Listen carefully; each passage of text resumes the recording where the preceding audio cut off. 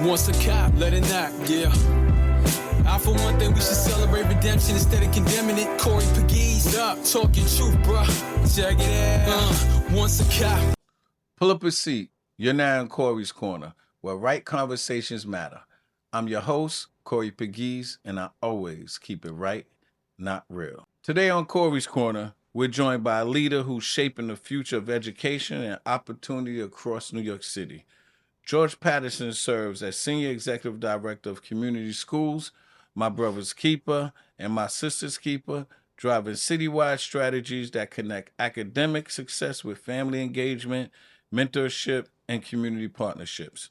He's also the co-founder of Black Ed-Fluencers United and a key architect behind the $27 million investment in Black Studies curriculum. This conversation is about leadership, equity, and building systems that truly work for our young people. George, welcome to Corey's Corner. Let's get into it. Thank you so much, my brother. Good to be here. Man, we've been waiting for you to get on, pulling up a seat. You finally pulled up a seat. But I'm here. Your schedule is busy. Before we go into it, I got to shout out my sponsor. This episode of Corey's Corner is proudly sponsored by DC Cleaners, conveniently located at 13816 Farmers Boulevard in Springfield Gardens, New York. DC Cleaners delivers quality, precision, and service you can count on. Call 718-525-6140 and experience the difference in professional care because your clothes deserve the best. Let's get into it, George. Let's go. Let's start at the beginning. Yes, sir. Where did you grow up, and how did your neighborhood, family, and early schooling shape the man and the leader you've become today? So it was great driving out here today. This is like coming home whenever I get a chance to come back to Queens. Yes. So Hollis, Queens, representer. Okay. Queens get the money all day. All day. You know, it's interesting. My father was a professor. Not only was he a professor, he was like a community leader. Mm-hmm. He was heavily involved in the Ocean Hill, Brownsville teachers strike. Like whoever doesn't know about that and says they're an educator, they need. It's one of the greatest stories ever, and we could get into it in a little bit. But really, you know, I'm my father's child, so it's no accident that both myself and my sister are both educators. 26 years in New York City public schools, served in almost every role. But yeah, my father was a professor for over 40 years at City College and New York University. Okay. So I always say I get it honestly. I'm predisposed to do this work. My sister's godfathers, Alvan, G2YUC, was those three men that really led a revolution in Brownsville when they saw unjust practices happen to black kids. Oh, man, those are some legendary names. If y'all don't know about Alvan, big name in Brooklyn and the city of New York. Absolutely.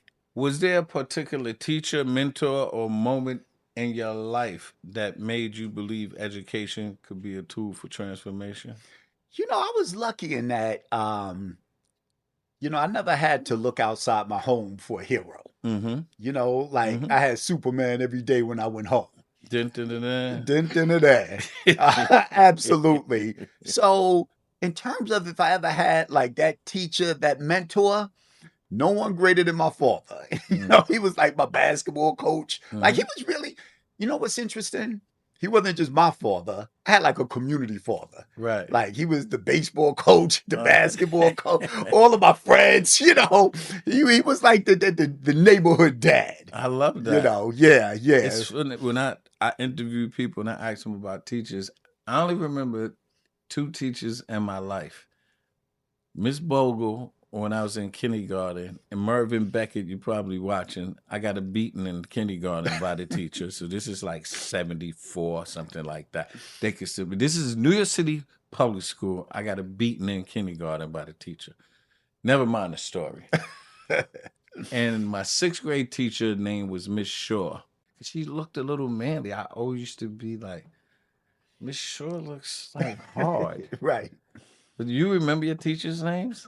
I have people come on here, or friends I know, they know all their teachers' name. I'm like, how the hell you know your teacher's name? I can't remember none. Only two. You know what I remember? I remember being in the 2nd grade, and I went to 134 right across the street from 192 on Hollis Ave. Yeah. And you know, how you know, back then it was like, what school was the best school? So I was bussed out to a school in Flushing. Brown versus Board of Ed, 1968. So I got there, good student, doing my thing, and the teacher hated me. To me, no other reason. And I never forget, my father came up to the school, and him and the teacher got into it. And I never forget, he looked at her and said, "Do you think I need you to educate my child?"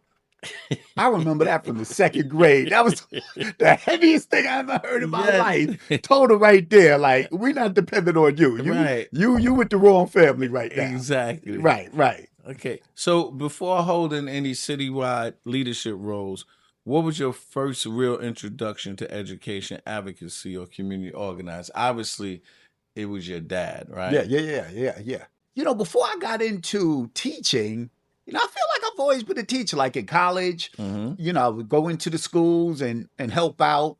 I worked at LaGuardia Community College, you know, for a while. And back then we were protesting.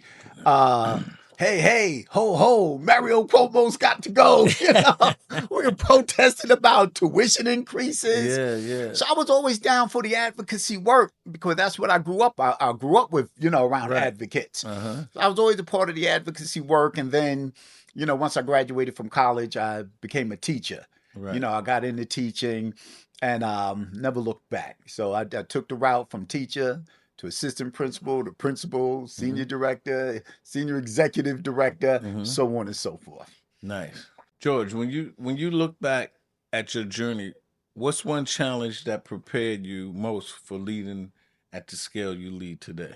So I went through a program called LEAP. I was an assistant principal for 8 years. And then I went through this program called Leaders in Education Apprentice Program. It's like a principal training program. Yeah. And it's interesting because, you know, often the system treats Black males as glorified deans. And I felt they certainly did that with me. So it's only 2 Black males in the class. So I watched, you know, other people who kind of didn't look like me. They went and got these wonderful performing schools. I walked into a school, and at the time, many considered it was the worst performing school in one of the worst districts in New York City. I was given a job to be Superman, be Magic Man, and turn the school around and turn it around quick. So I spent probably the next few years.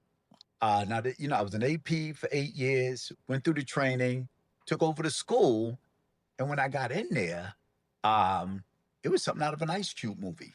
It was like not a lot of teaching going on. The teaching that was going on, they weren't really teaching the way they should have been.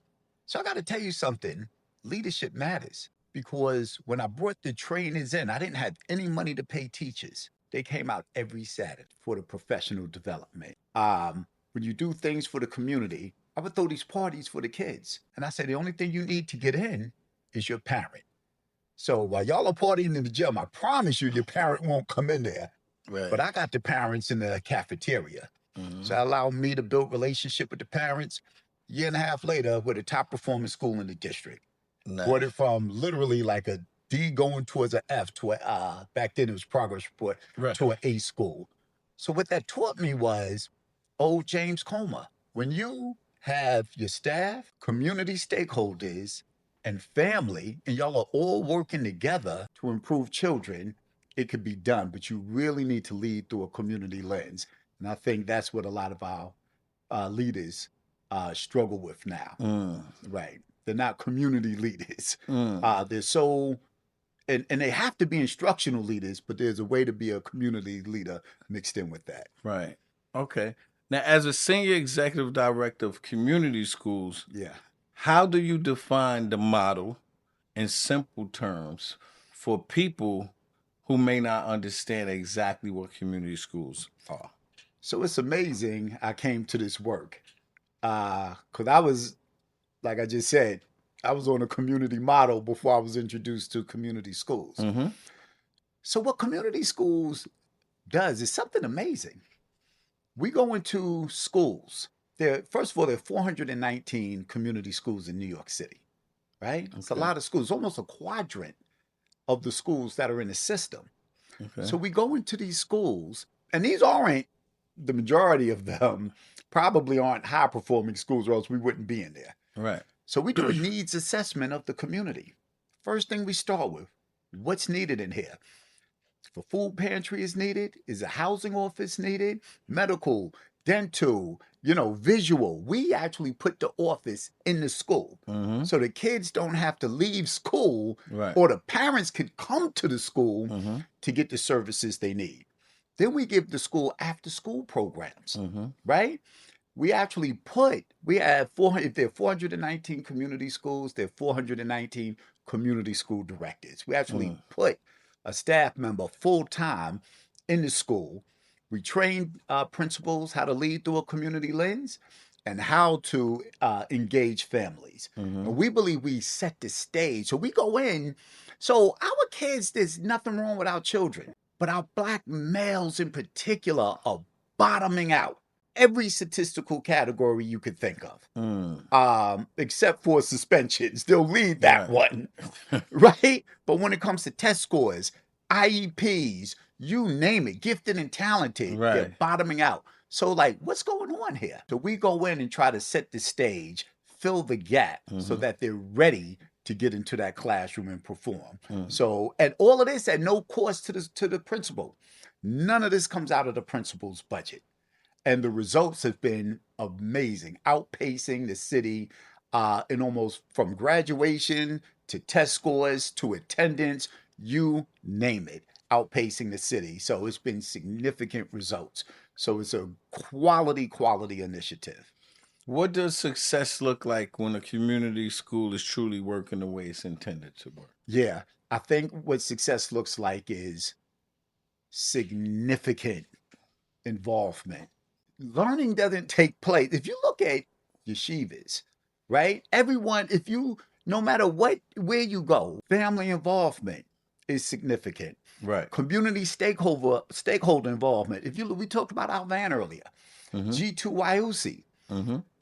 My father, when they took over the district in Brownsville, this is just what they did. They didn't take over and just say, all right, teachers, we're just going to go in and teach. Do you know, there was no teaching, first of all. The entire city of New York went on strike because these Black men went into Brownsville and said, this is our district now. And they cut a deal with the mayor, and the mayor said, okay. The UFT got so upset, they pulled out every teacher out of every school in New York City. There was no learning going on. So when there's no learning going on, how do you teach? They got the volunteers, the women in the community who gave a damn, came out and volunteered. The community organizations invested their time. The principals led the way they should lead, not out in front. I'm doing everything. They mostly led from behind and let the community, the family, and the staff all come together and devise a plan that works. So there's something to be said when the community is involved in education.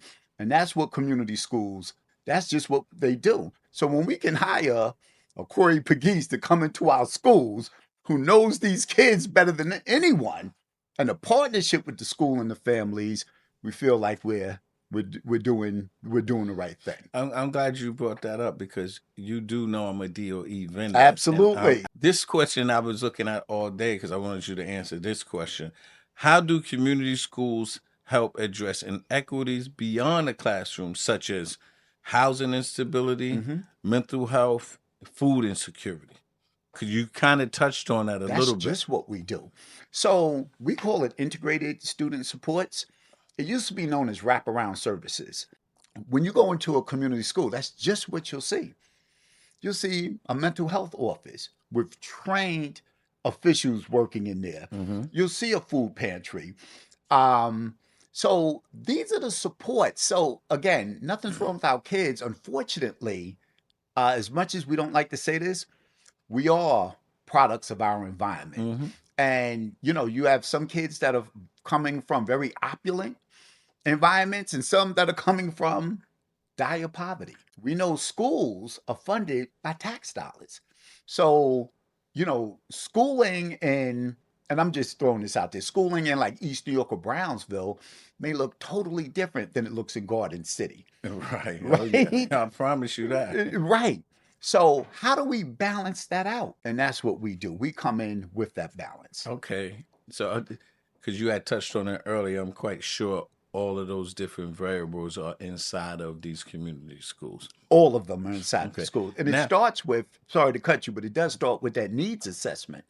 Because we Okay. have to find Right. out, like, what is missing? What is the community need? So we really do a mapping, like a literal mapping. Mhm. Like, where's the closest grocery store? Right.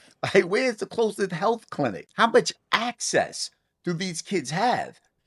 And if it's not readily available, then we're going to make it. Then we're going to put that right into school. So so our students in the 419 community schools, Mhm.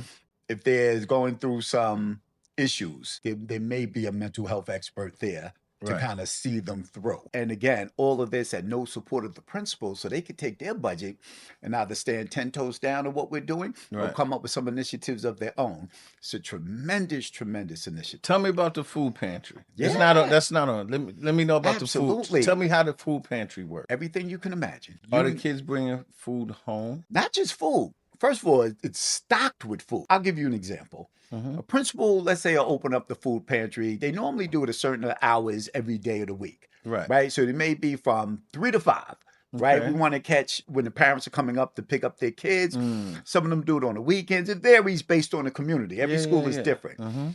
But so the food is there. Tons of food, right? Principals partnership with churches in the community.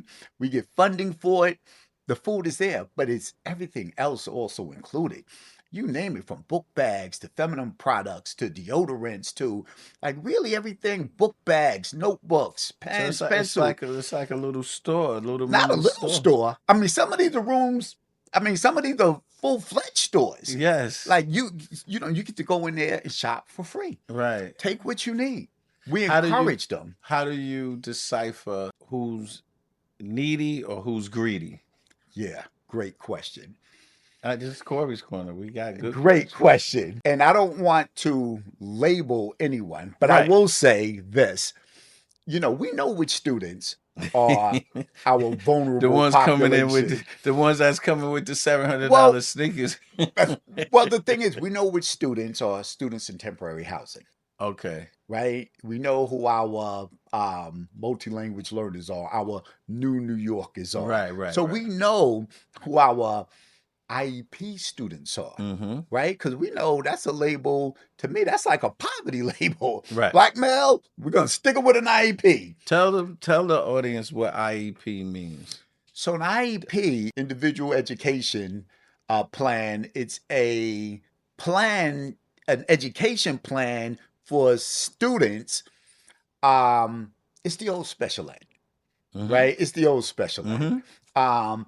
But what we've found is that there's more money given to special ed students Yes. and more time given to special ed students. So too many of our young Black men are getting that label of special ed. And that's also the biggest percentage of students that's not making it out of high school. We don't always like to slap tags on students, Right.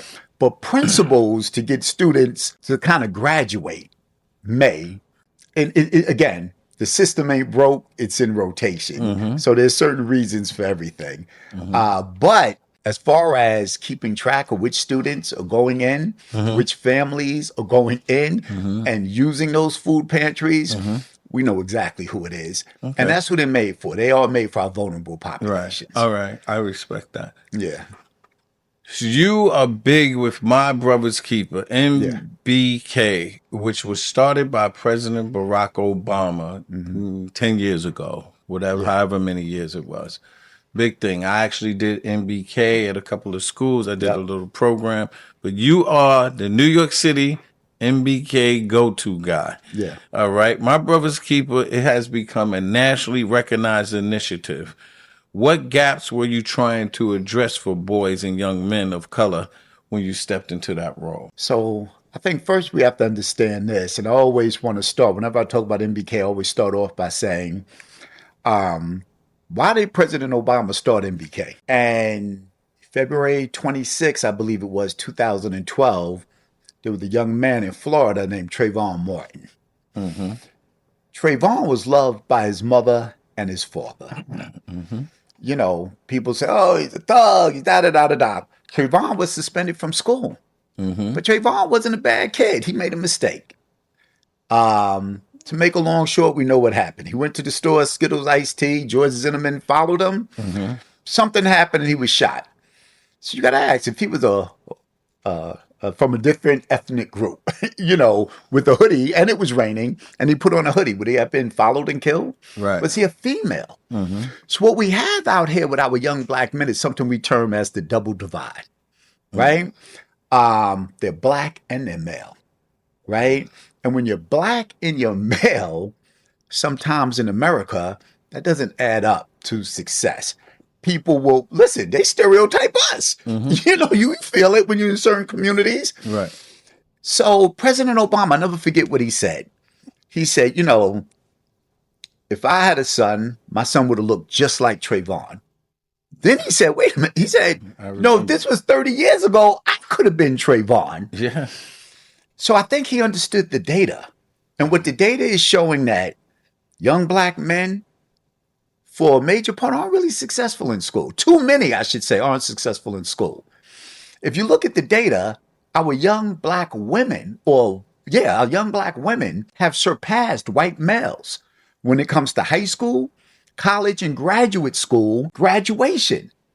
So what's wrong with our men? When we're getting blown out, we struggle to make it out. So it's almost like an undeclared war on our young black men, right? We see it by how many end up in jail with mass incarceration.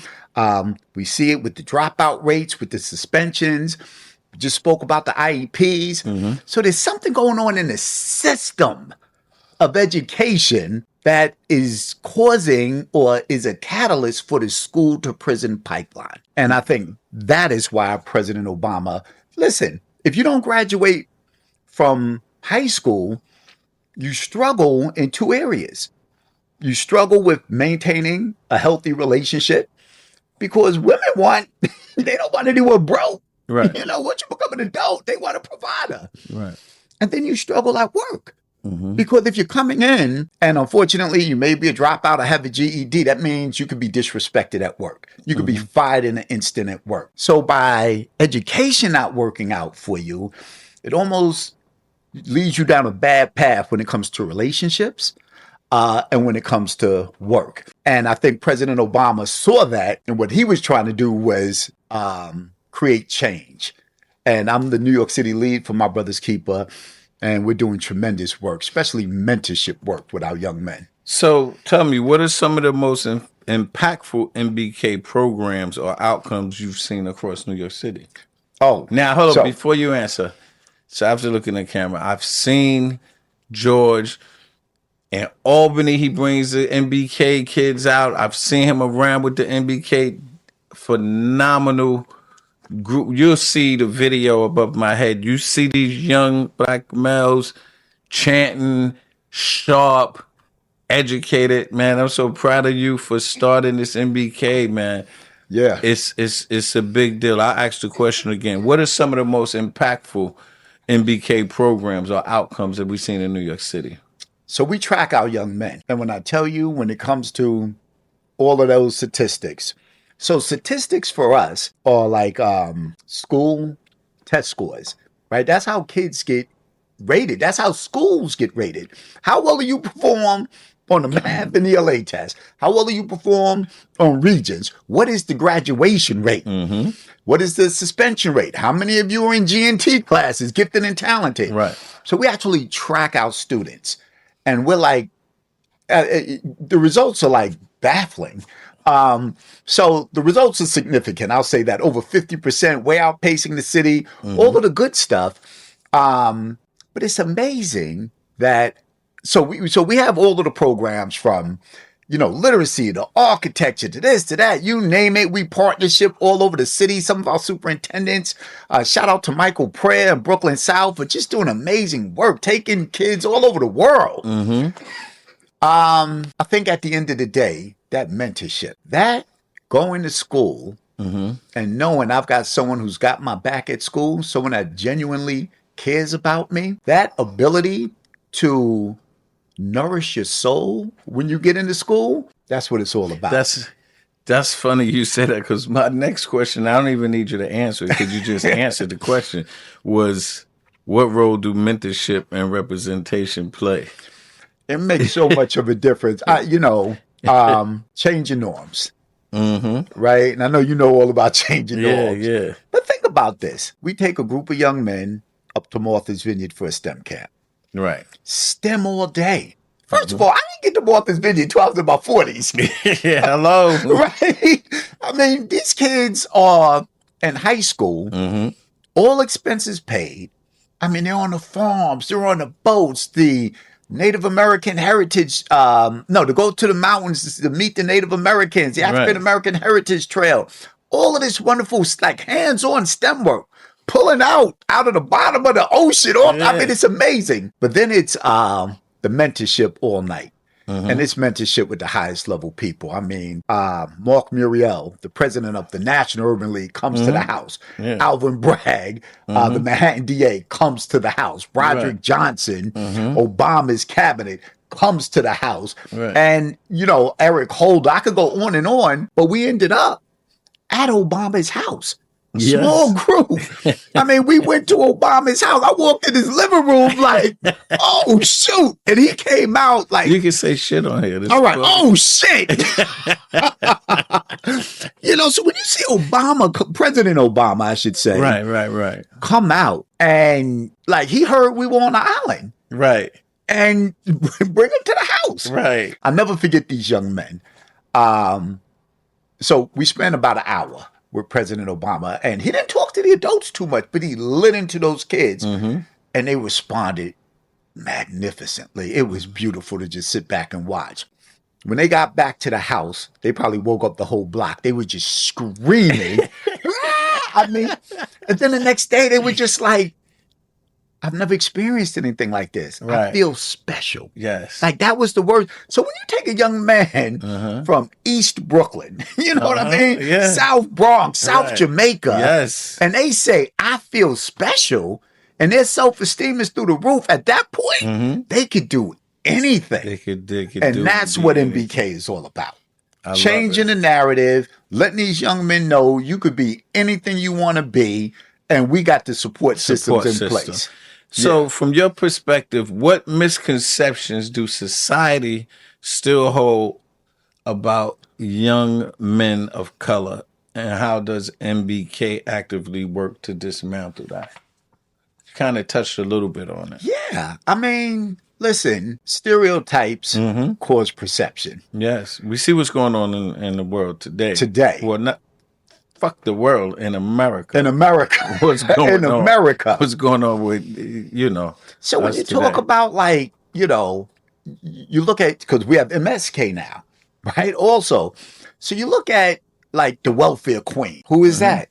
That's the black single mother who can't get it together. But there's more white people on welfare than black people. And that's the point I was just trying to make. A whole bunch more. But the reality is there are way more. When you look at our young black men, they started, I got on my little quarter zip. I see you got on yours. Yeah. They're making this change themselves. So that change of perception. Listen, at the end of the day, this is what we realize. When we give our young men and young ladies access and opportunity, they take full advantage of it. When you shut down access and opportunity, it's like a abused dog. They just gonna attack, every time you come close. But when you give them love, access, opportunity equals success. Absolutely. All the time. All the time. Well, that was good, man. That's great. We're at the point of the show, the podcast, where we got the Spitfire round.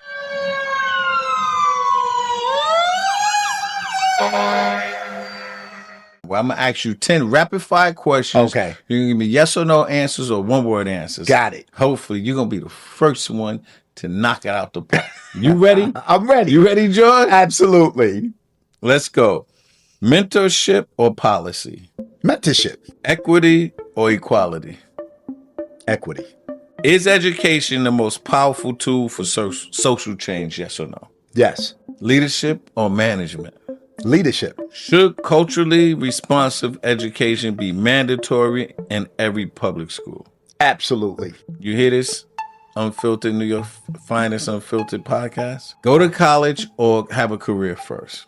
College. Are community partnerships essential to student success? Yes. Hope or urgency? Hope. Can public schools close the opportunity gap alone? No. One word to describe the future of Black and brown youth in New York City. My one word would be unstoppable. Damn, you nailed it. Thank you for doing the Spitfire rap. You nailed it.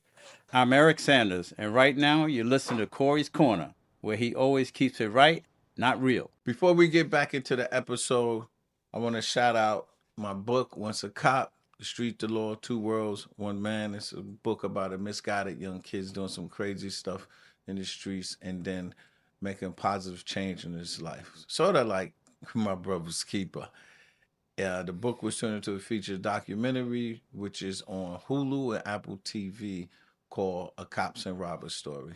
If you read it or watched it, thank you for the support. If you didn't, please email me at oncoryscorner@gmail.com to give me your review. You're the head of My Brother's Keeper, which is an Obama initiative.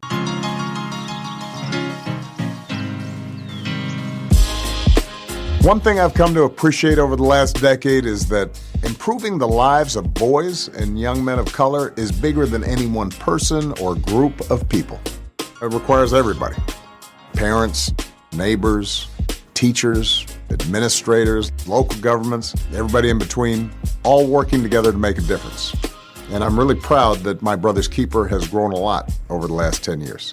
Right now, over 100 communities are part of the MBK Leadership Network. And the impact has been pretty amazing. An entire generation of boys and young men of color have gone through this program. And we've heard so many stories of young men who are about to drop out of school before they joined MBK. Now a lot of them have their degrees or are leading MBK's work in their own communities. Sadly, we have lost some young men along the way, often to incarceration or gun violence. And every time that happens, it's a painful reminder that there's a lot more work to do. We've also learned that every generation brings its own set of problems and complexities. Kids these days are dealing with different challenges than there were even 10 years ago. Things like social media and how they're handling issues of mental health, young people who've gone through the pandemic, kids dropping out of school during the pandemic and never going back, and losing touch with the institutions that might give them some sense of a pathway forward. But, instead of seeing all these new challenges as an insurmountable hurdle, we think of it as an opportunity to listen and get to know young people, figure out what they need. Most of all, to let them know that they matter. You started My Sister's Keeper, which centers around academic success, leadership, and wellness for girls and young women of color. Why was it important or essential for you to create a parallel initiative with its own identity and focus? So I didn't start My Sister's Keeper. Okay. My Sister's Keeper was started by a lady named Dr. Deborah Lamb and a Dr. Nyree Dixon. Okay. Shout out to them. But as they left Central Headquarters, DOE, Dr. Lamb retired, Nyree went out to District 29. It went dormant. And everywhere we went with MBK, the young ladies would be there. What about us? Right. The street started MSK. Those young ladies, they caused a fire everywhere we went. Man, we were at Gracie Mansion, and they bum rushed Dave at the time. Dave was like, George, what are we doing? So we were able to kind of resurrect the work they started. So we met with senior leadership. We said, we got to get this going. And it went all the way up to the state. Shout out to Dr. Lester Young, Carl Hasties. They're the ones that got it done. Lester Young is a stalwart in the MBK space. Absolutely. He is the man. Recognize that MBK in New York State, maybe the only state, is part of state law. Right. New York State has to have an MBK program. I didn't know that. Nice. Yeah, so that's the work. So they started MSK, like through our advocacy, and we were just speaking for the voices of what we heard everywhere we went. And it made its way up to the top of the state, to the regents, Dr. Young, Carl Hasties, shout out to him, Assemblyman Carl Hasties. Right. You know, he was the speaker. The speaker. And you know, they're the two men behind MBK. Right. They got the funding for MBK. Okay. So they also did the same thing for MSK. Nice. So they peeled off a portion of the MBK, like extra funding they got for MBK, peeled off a portion, and now it's for the ladies. Nice. That's beautiful. How does MSK address challenges that are unique to girls and young women, particularly those that's dealing with mental health, self-esteem, and culturally responsive support? So almost the same way as MBK. A lot of mentorship, a lot of guidance, a lot of support, the opportunity, really meeting them where they are and putting the right support systems. You know, it's funny. When you look at the system, and we say the system isn't broke, the system just has potholes in it. Unfortunately, in our communities, there's a ton of them. Sort of like the damn BQE. Just like the BQE. But those systems will really lead you off course. But sometimes all you need. So what we ask is that, listen, we ask school districts to hire community-based organizations, to hire school staff, and to work with our young ladies. And let me tell you something. I'd be remiss if I didn't give a shout out to the New York City public school superintendents that are instituting the My Brother's Keeper and My Sister. Like, they are next level with it. So they're taking this program and just running with it. And I could name so many of them, you know, Khalid Kirkland, so many, but, you know, of course I got to shout out Queen's own, since I'm in Queens, Josephine Van Ness. She's the superintendent of Queens High School South. Doing it.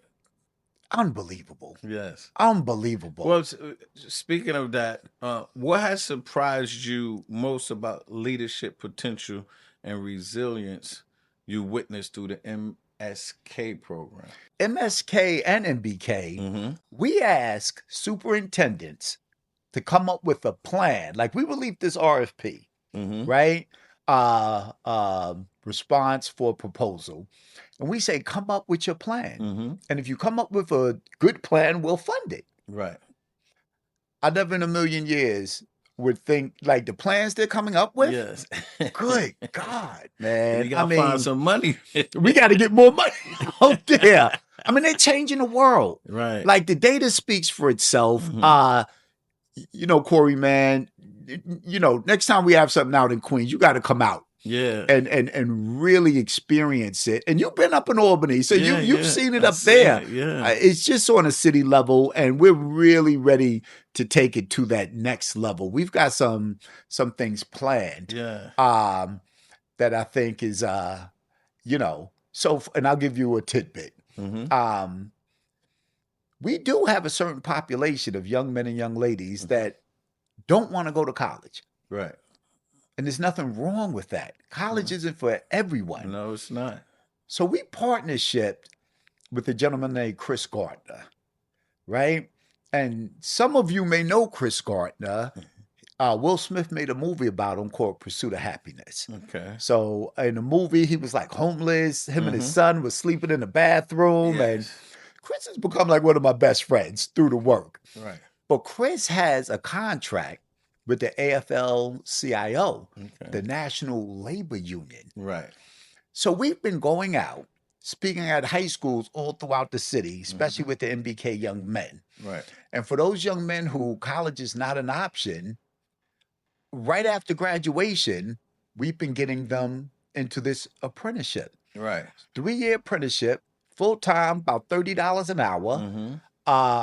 But after that 3 years is over, they get automatic admittance into the union. So these kids are 21 making almost six figures, Right. whether it's construction, electrical, Right. plumbing, elevator repair. Yeah. You know, so this is the stuff like life changing. You're not working in a mall after you graduate. Right, We're going to right, give you right. a career I love so you it. can invest back in your community, open a business, buy a home. And that's the change our kids need to see. So when these kids come back, now they come back and speak to the communities. Exactly. And it's like, look what I'm doing. And now they have a skill that they could use forever. And they love will it. forever be employed. Well, listen, shout out to you for all of the MBK and the MSK work. Is there any special requirement?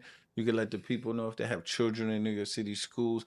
How would they be able to be a part of MBK or MSK? So MBK and MSK is in all of the districts they need to be in. You know, I'll put it like that. And you should. Your child, if you have a son or a daughter, get them involved. You know. Is there a website? Yeah. Just you could Google the website, New York City MBK, MSK. It'll pop right up. Or email me. GPATTER. I'll repeat, GPATTER at schools.nyc.gov. And if you're having any issues, like we are the support system at school, I will make sure that we come in and take care of, or at least help out as much as we can. Absolutely. Well, thank you for all that good work. But let's go into something else you're doing. You're doing so many things, brother. This is crazy. You got to get out of the workforce and get in the private sector so you can make a whole bunch of money. I do. Exactly. Get out. Okay. I know civil service, you're never going to get rich. Right. You got to get out, man. Right. I got to be like you guys. So let's talk about you're co-founder of Black Ed-Fluencers United. Yeah. And help. I like the way you said that too. Yeah? You said it perfect. Okay. Right. And you help author and present the white paper that led to a $27 million New York City Council investment in Black Studies curriculum. Yeah. What problem were you trying to solve with that work? So myself, and tell us what tell the people what Black Ed-Fluencers United. You're good. Everyone stumbles. BU is the name of the organization.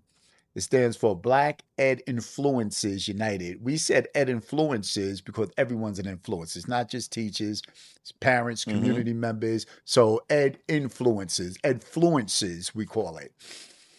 So myself, a gentleman named Shango Blake. Shango, you coming on. Stand by. You coming. We started BU years ago because at the time we said, not only are our, students under attack, but really our educators under attack. Black educators, there were just so many we came across that were attacked by the system, and who are now not doing the good work they should be doing. So we felt like the system was almost unfairly taking our jewels and gems and bringing them out of the system. So we started an organization. We teamed up with a gentleman named Bernard Gassaway and another gentleman named David Banks, who you had on the show. So it was the four of us. So we got together, we launched this organization. And then it kind of, it was off and running. Everyone was joining. But then I had the opportunity to write this white paper. Listen, you know how it is, man. You go to the movies, you want to see people that look like you. Right. So when kids read, they want to see themselves in a book. Right. And I remember I was an English teacher, and I would take the same story and rewrite it. And instead of being Bob from Nebraska, it'd be Jay Quan from Lafayette Gardens. Right. You know what I mean? So, I felt we really needed a Black curriculum. Right. That taught us about us from, Africa to present day. There amazing stories of heroism, of success, of unbelievable odds that were being conquered. So I wrote this white paper. I presented it. I had the opportunity to present it to the Black, Latino, and Asian caucus of the city council. Right. And they loved it. And so they gave us $27 million to create it. Mm-hmm. So we partnered with Burke. Up at it's like a group of Black professors at Teachers College. Right. We Columbia? partnered at Columbia University. I graduated. There you go. I didn't graduate. Let me say, because people are going to be new. I went there. Okay. I went to the Police Management Institute, this executive leadership course. Yeah. At Columbia. Absolutely. So we partnered with a team of Black professors up there. They ended up partnering with DOE teachers, and it came together as this beautiful collective. And they got this curriculum done. And I tell you, man, it's one of the most amazing things I've ever seen. Everything is at a click of a button. It's super modern. You could differentiate instruction. I mean, you could do everything. It is a beautiful work of art. So I'm glad you brought that up, because the president of the United States is actually trying to whitewash history. Yeah. Other than white history in America. You see what he did with the Smithsonian. He's getting rid of Department of Education on the federal level. So it's ironclad in New York City that y'all passed it, and they will have that Black curriculum in New York City schools, regardless of what the president. It's available right now. As a principal, I was heavy into cultural relevant. Like, I feel I launched Juneteenth in the city. I was doing Juneteenth 20 years ago. Right. I made sure that, and that was, I think, one of the reasons, the community stuff, but also the cultural stuff. I knew as a student, just as a youngin' coming up, when, my father would give me books to read, there was always someone who looked like me in a book. Right. So I think at the end of the day, we recognize value in self-knowledge. Like, when we were coming up with the Guards, the Herbs, the Zulu, like, you had to knowledge yourself. So when you had knowledge yourself, you felt the way, you knew a way. So the curriculum was created. What we need, and I'm looking at all of those superintendents that I just big up, it's available right now. We need you guys to go get it. We could have reviews for you, professional learning, whatever you need. But if you're serious, which I know you are, about getting significant improvement out of our students, I mean, the money was there. It's from an Ivy League school. There's nothing that I believe that kids will not make a full investment in when really sinking deep into this curriculum. It's amazing. It's really, everything is out of click. That leads me to ask you, why is it so important that Black studies be taught not as an add-on, but as a core part of education? It should be part of the fabric. It shouldn't be an add-on. Like we built America. We built America. Like, I'm on the same page with you here. The thing is, if those stories aren't told, then they die. Exactly. And those stories actually give our kids the confidence. Wow, we did that. So we did that under these conditions. That means I could do it. Because all I knew, I grew up in public school in New York City and Queens. I knew about Frederick Douglass, Harriet Tubman. So Jackie Robinson. Maybe. Right. I don't even really remember. But Harriet Tubman, Frederick Douglass, just throw them Negroes in there for them to learn. That was nobody else. But there's so many amazing stories. We see some of the movies that have come out recently. Tyler Perry released one with these women that saved like the mail, being released. You've seen these, the movie with these ladies who figured out space. And like, there's so many untold gems out there. And they try to take our stories and make it like it's their own. Yes, Elvis Presley, he stole all the Black music. Right. So, listen, music alone. If you look at, from the Negro spirituals all the way up to hip hop. Right. Like, it's really the voice of the people. It is. Like those genres are our. Imagine if there was no hip hop. How will we know what the streets is? How will we know what the communities are talking? Exactly. So it's important the same way, the genres of music are important, and the music's in the curriculum, the history's in the curriculum, all the way up to current day. So Man, this was a powerful interview, man. I love it. I could sit here for 10 hours with you. But listen, when you think about your life's work, community schools, MBK, SBK, Black Studies, what legacy do you hope young people and educators will say George Patterson left behind?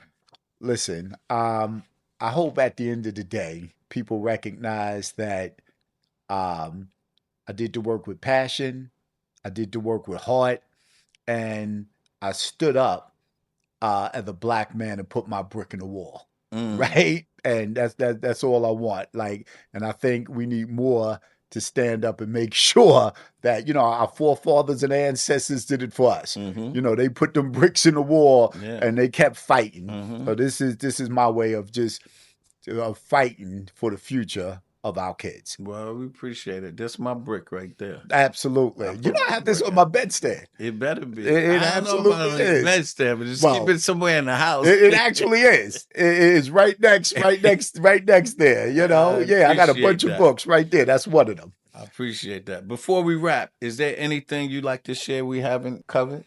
You know what? First of all, a big shout out to my sister, Michelle Patterson. An amazing educator. She's the lead advisor of disproportionality with New York City schools. So she goes into districts and they might have great data, but then she starts tearing it apart. Like, nah, this all looks good, but what about that population? Right.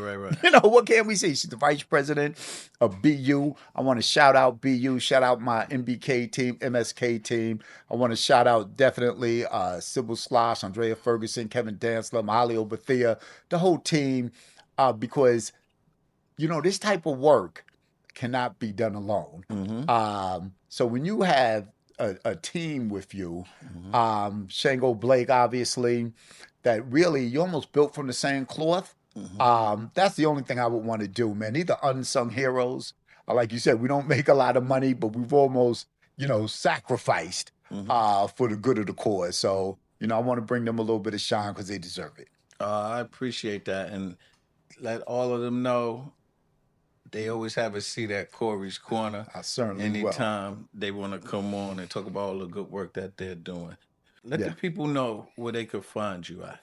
Listen, I gave my email. That's probably the best way. I'm on Instagram. I'm on Facebook.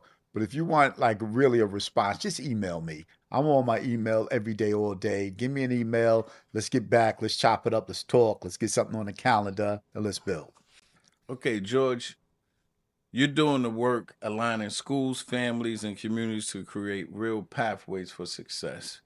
From community schools to my brother's keeper, my sister's keeper, and the fight to institutionalize Black studies, your leadership shows what's possible when equity isn't just talked about, but built. We're grateful for your time, insight, and your commitment to young people. Thank you for joining us on Corey's Corner. We truly appreciate you. Appreciate you.